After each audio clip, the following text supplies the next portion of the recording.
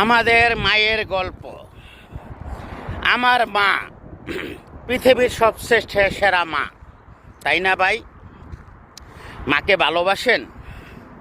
একটা মা একটা সন্তান ছাড়া থাকলে কতটা ব্যর্থ, কতটা তার মনে কষ্ট, এটাকে একবার অনুভব করছেন আপনি?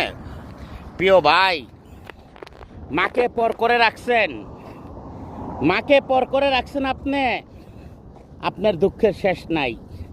এখনো সময় আছে, মাকে আপন করেন। মা এই দুনিয়াতে সবচেয়ে বেস্ট মা। মা ছাড়া এই দুনিয়াতে আপনি অন্ধকার। মায়ের একটা দোয়া আপনার জন্য কতটা মূল্যবান আপনি কি চিন্তা করতে পারছেন? আপনারা কখনো চিন্তা করেন না।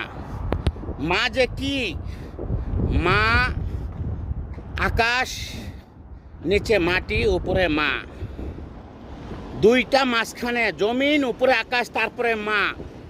দেখেন কোনো দিক আলাদা করতে পারবেন? আপনি আলাদা করতে পারবেন না ভাই। কেন মাকে এত অবহেলা? একটা মা সন্তানের জন্য কতটা কষ্ট করে, কতটা কান্না, কতটা কষ্ট, খাওয়ার কষ্ট, বসার কষ্ট, শোয়ার কষ্ট। আপনি মাকে ভুলে যান কেমনে ভাই? মাকে ভুললেন না। মারে মনে করেন ঘরের মাঝখানে একটা জায়নামাজ বিছায়া বসায় রাখবেন সারাক্ষণ। আপনার 10 টাকা রুজিতে 100 টাকার বরকত আসবে।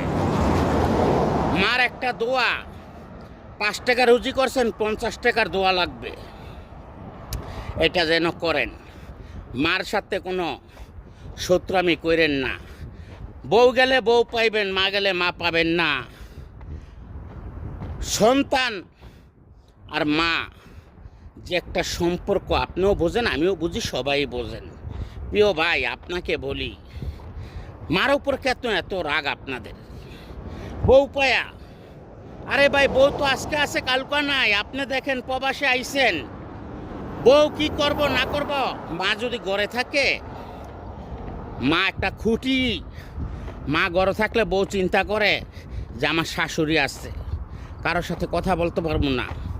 চিন্তা করে যে আমার ঘরে শাশুড়ি আছে, আমি কারোর সাথে কোনো ফোনে কথা বলতে পারবো না। আমার শাশুড়ি দেখে আমার দমকাইব, শাসাইব। আপনি কি একটু চিন্তা করতে পারেন? আরে ভাই, বোর কথা শুনে মারে আলাদা করে দেন। কেমনে পারেন আপনারা? কেমনে পারেন? আমি তো চিন্তা করে পাই না। কি